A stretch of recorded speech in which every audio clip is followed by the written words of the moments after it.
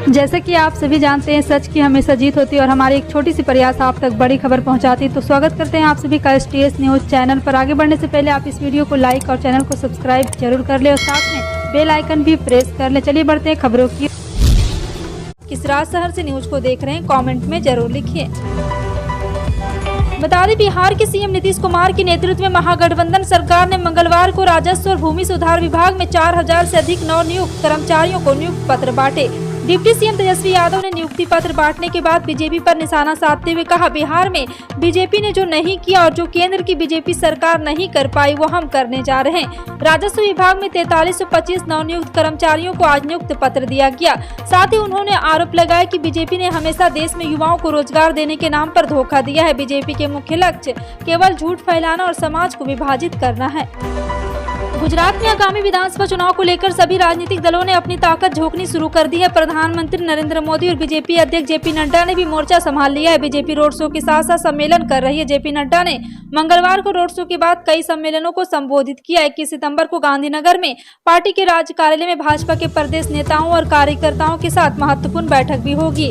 वहीं आप MIM और कांग्रेस भी लगातार चुनाव प्रचार में लगी हुई है।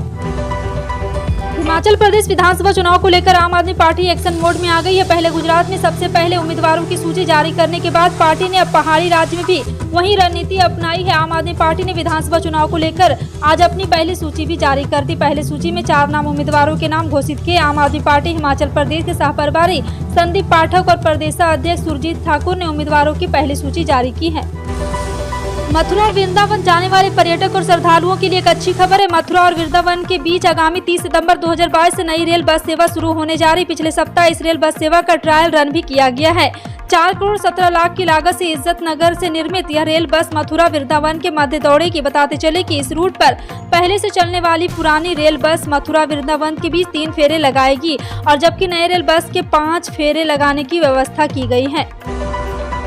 कई महीने पहले भीषण गर्मी के बाद दस्तक देने वाला मानसून अब धीरे धीरे विदा होने लगा है। साउथ वेस्ट मानसून ने साउथ वेस्ट राजस्थान कच्छ के इलाके से विदाई ले ली है। हालांकि देश के अन्य हिस्सों में अभी मानसून की गतिविधियां बनी हुई और 2 से 3 दिनों तक ओडिशा समेत कई राज्यों में भारी बारिश का कहर बरसने वाला है। मौसम विभाग के अनुसार ओडिशा, छत्तीसगढ़, विदर्भ, पूर्वी मध्य प्रदेश में अगले 2 से 3 दिनों तक भारी बारिश होगी। इसके पीछे ओडिशा और पश्चिम बंगाल के इलाके में बना लो प्रेशर एरिया है। दिल्ली की हवा फिर से खराब होने लगी है। राजधानी में सोमवार को एयर क्वालिटी इंडेक्स यानी कि AQI का स्तर 182 पर पहुंच गया था, जो खराब की श्रेणी से कुछ ही दूर है। इस बीच प्रदूषण को कंट्रोल करने के लिए पर्यावरण विभाग ने 15 पॉइंट का एक्शन प्लान लागू करने का फैसला लिया है। इस महीने के आखिरी हफ्ते में Arvind Kejriwal winter action plan की घोषणा करेंगे। कुतुब मीनार परिसर से जुड़ी एक याचिका को दिल्ली की साकेत कोर्ट ने खारिज कर दिया है। कोर्ट ने जिस याचिका को खारिज किया वो कुंदर महेंद्र ध्वज प्रसाद सिंह ने दायर की थी। खुद को तोमर राजा का वंशज बताते हुए कुंवर महेंद्र ध्वज प्रसाद सिंह ने कहा है कि उन्होंने कुतुब मीनार से जुड़े केस में पार्टी बनाई जाए। यह केस कुतुब मीनार के जीर्णोद्धार व पूजा के अधिकार के मामले से जुड़ा है, लेकिन कोर्ट ने याचिका को खारिज किया और उनको पार्टी बनाने से इनकार किया। इस मामले पर अब 19 अक्टूबर को सुनवाई होगी। इस याचिका में कुतुब परिसर में मौजूद मंदिर में पूजा का अधिकार मांगा गया है। याचिका सुनने योग्य है या नहीं, इसका फैसला कोर्ट 19 अक्टूबर को करेगा। इलाहाबाद सेंट्रल यूनिवर्सिटी में फीस बढ़ोतरी को लेकर पिछले करीब 20 दिनों से बवाल मचा हुआ। छात्र सड़कों पर अनशन कर रहे छात्रों ने मंगलवार को इलाहाबाद यूनिवर्सिटी के इस फैसले के खिलाफ जमकर विरोध प्रदर्शन किया। प्रदर्शन को उग्र होता देख पुलिस को वाटर कैनन का इस्तेमाल करना पड़ा। इससे पहले सोमवार को एक छात्र ने खुद पर पेट्रोल छिड़ककर आत्मदाह करने की कोशिश की। इसके बाद अफरा तफरी का माहौल बन गया। इलाहाबाद यूनिवर्सिटी में 31 अगस्त को फीस में 400% तक की बढ़ोतरी की गई थी। राष्ट्रीय जनता दल ने दूसरी बार जगदानंद सिन्हा पर भरोसा जताते हुए उन्हें प्रदेशाध्यक्ष नियुक्त किया है। बता दें कि बिहार की सत्ता में मुख्य भागीदार RJD की अपनी पार्टी में सांगठनिक चुनाव की प्रक्रिया चल रही है। इसी के तहत सोमवार RJD कार्यालय में वर्तमान प्रदेश अध्यक्ष जगदानंद सिंह ने कार्यालय खत्म होने के बाद दोबारा इस पद के लिए नामांकन किया था, जिसके प्रस्तावक तेजस्वी यादव बने थे। प्रदेश अध्यक्ष के बाद पद के लिए जगदानंद के विरोध में कोई खड़ा नहीं हुआ था, इसलिए उन्हें निर्विरोध चुन लिया गया। मंगलवार को इसकी औपचारिक घोषणा की गई। कांग्रेस में अध्यक्ष पद के चुनाव को लेकर राहुल गांधी या गैर गांधी को लेकर चल रही बहस के बीच मध्य प्रदेश के पूर्व मुख्यमंत्री दिग्विजय सिंह ने बड़ी बात कही है। दिग्विजय सिंह ने राष्ट्रपिता महात्मा गांधी का उदाहरण देते हुए कहा कि राहुल गांधी को किसी पद की जरूरत नहीं। उन्होंने कहा कि गांधी जी किसी पद पर नहीं थे, लेकिन उन्होंने पूरे देश को दिशा दी है। राहुल गांधी की ओर से नाव वाली तस्वीर शेयर करते हुए पतवार संभालने की बात लिखने को लेकर शुरू हुई अटकलों पर जवाब देते हुए दिग्विजय सिंह ने कहा कि पतवार का मतलब पार्टी का पतवार रखना नहीं है।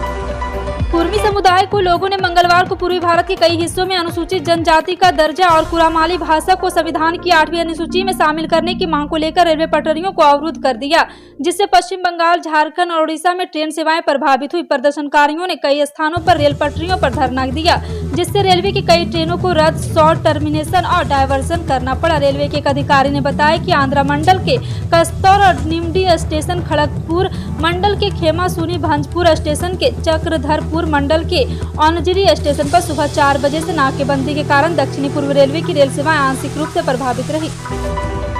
2024 में होने वाले लोकसभा चुनाव को लेकर सारे राजनीतिक दल कमर कसना शुरू कर दिया है। जहां एक और एनडीए मोदी, शाह, नड्डा की तिकड़ी के सहारे पुनर्वापसी का दम भर रही है, तो यूपीए के लिए राहुल गांधी पद यात्रा करने निकले हैं और तीसरी तरफ तीसरा मोर्चा भी अपनी संभावनाएं तलाश रहा है, जिसकी अघोषित रूप से बिहार के सीएम नीतीश कुमार कर रहे हैं, जो पीएम मोदी के तर्ज पर उत्तर प्रदेश की ओर मुंह कर लिए हैं। इसके पीछे प्रदेश की 80 लोकसभा सीट पर नजर है। अगर यहां बढ़त मिल गई तो एनडीए के रथ को थामा जा सकता है। इसी क्रम में उनको लेकर फूलपुर की सीट चर्चा में आ गई है। बिहार में मुख्यमंत्री नीतीश कुमार की अगुवाई वाले मंत्रिमंडल ने राज्य के स्वास्थ्य ढांचे को मजबूत करने के लिए सरकारी मेडिकल कॉलेज और अस्पतालों के करीब 8000 पद सृजित करने के प्रस्ताव को मंजूरी प्रदान की है।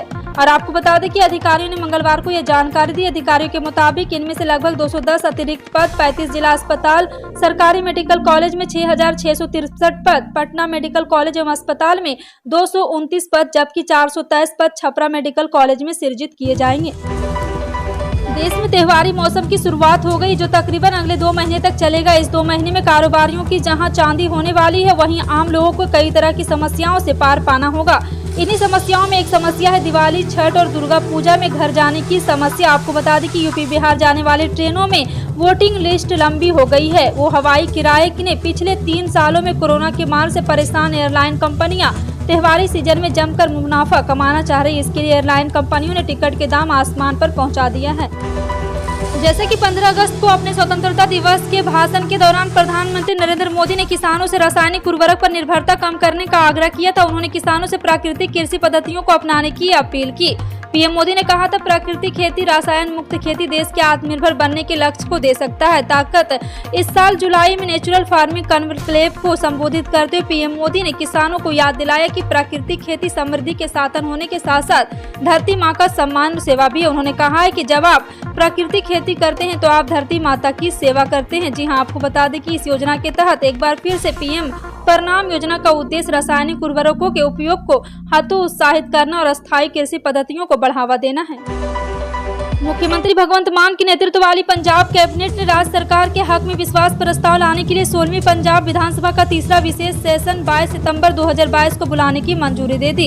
इस संबंधी फैसला मुख्यमंत्री के नेतृत्व अधीन पंजाब सिविल सचिवालय में मुख्यमंत्री कार्यालय में मंत्री समूह की मीटिंग के दौरान लिया गया। कार्यालय के प्रवक्ता ने बताया कि कैबिनेट ने भारत के संविधान की धारा 174 अधीन सदन का विशेष सेशन बुलाने के लिए पंजाब के राज्यपाल को सिफारिश करने की मंजूरी दे दी। मुख्यमंत्री शिवराज सिंह चौहान की अध्यक्षता में मंगलवार को कैबिनेट बैठक आयोजित हुई। इसमें मुख्यमंत्री मेधावी विद्यार्थी योजना में संशोधन के प्रस्ताव को अनुमति दी गई। इसमें प्रावधान किया गया कि एक बार योजना में प्रवेश करने पर विद्यार्थी के माता पिता या पालक की वार्षिक आय 3.5 लाख रुपए से अधिक होने पर भी लाभ से वंचित नहीं किया जाएगा। इसी तरह लेटरल एंट्री के माध्यम से इंजीनियरिंग व फार्मेसी वित्तीय वर्ष में प्रवेश करने वाले विद्यार्थी को भी योजना का लाभ मिलेगा। प्राइवेट बैंक आईसीआईसीआई बैंक ने अपने ग्राहकों के नाम एक मैसेज भेजा है। मैसेज में लिखा है कि क्रेडिट कार्ड से ऋण चुकाने पर अतिरिक्त 1% की फी देनी होगी। इसका अर्थ हुआ कि आप 10,000 रुपये का किराया पाने अपने एससीआई बैंक के क्रेडिट कार्ड से चुकाते हैं तो उस पर अतिरिक्त 100 रुपया देना होगा, जो कि बैंक की फीस होगी। बैंक ने मैसेज में लिखा है कि प्रिय ग्राहक 20 अक्टूबर 2022 से आईसीआईसीआई बैंक के क्रेडिट कार्ड से ऋण देने पर 1% शुल्क लिया जाएगा। आईसीआईसीआई बैंक जो कार्ड होल्डर क्रेड और रेडी जिराफ, माईगेट, पेटीएम और आईसीआई बैंक पहला बैंक है जिसने क्रेडिट कार्ड पेमेंट का फी लेना शुरू किया है। अमेरिकी राष्ट्रपति जो बाइडेन के ताइवान पर दिए बयान से चीन नाराज है। बाइडेन ने कहा था कि हमला हुआ तो ताइवान की रक्षा करेंगे। उन्होंने साफ तौर पर कह दिया कि ताइवान पर अगर चीन ने हमला किया तो अमेरिका रक्षा करने को तैयार है। ऐसा माना जा रहा है कि बाइडेन के इस बयान से चीन भड़क सकता है। जी हां, आपको बता दें कि चीन और ताइवान के बीच एक बार फिर से युद्ध होने जा रहा है। अभिनेता से नेता बने फिल्म स्टार मिथुन चक्रवर्ती फिर से बंगाल की राजनीति में सक्रिय होने जा रहे हैं। बंगाल भाजपा देवी पक्ष के लिए विशेष जनसंपर्क कार्यक्रम आयोजित करेंगे। बंगाल बीजेपी के जनसंपर्क अभियान का चेहरा मिथुन चक्रवर्ती होंगे। भाजपा राज्य पूजा के पहले कई कार्यक्रम आयोजित करने की सोच रही। भाजपा त्योहारों के मौसम में जनसंपर्क के उद्देश्य से मिथुन चक्रवर्ती को सक्रिय कर बंगाल और बंगाली भावनाओं का फायदा उठाना चाहती है। बता दें कि पश्चिम बंगाल में दुर्गा पूजा बहुत ही धूमधाम से मनाई जाती है। इस दौरान राजनीतिक आंदोलन लगभग थम जाता है। फिलहाल आपका इन सभी खबरों पर क्या कहना है कमेंट सेक्शन में टाइप करके जरूर बताएं। इसी तरह की पल पल की अपडेट जानने के लिए जुड़े रहें आप अपने NTS न्यूज चैनल से। मिलते हैं अगली बड़ी खबर में, तब तक के लिए जय हिंद।